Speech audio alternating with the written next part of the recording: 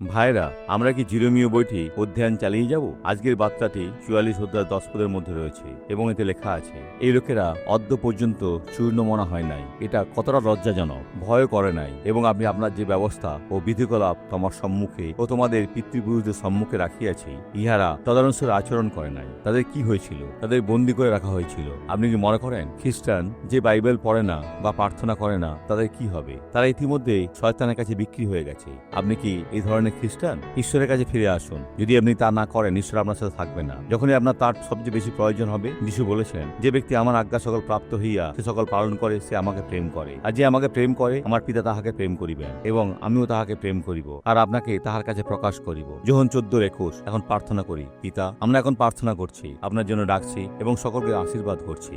আর আমরা মন্দকে বলি, তুমি চলে যাও, পিছনে যাও, এই জীবন তোমার নয়। আপনার যাদের কানের সমস্যা আছে, এটা বেশ খারাপ, তাই না? কিন্তু এটা এখনই শেষ হবে। যিশুর নামে সমস্ত মন্দ দূর করো। ঈশ্বর আপনার মঙ্গল করুন।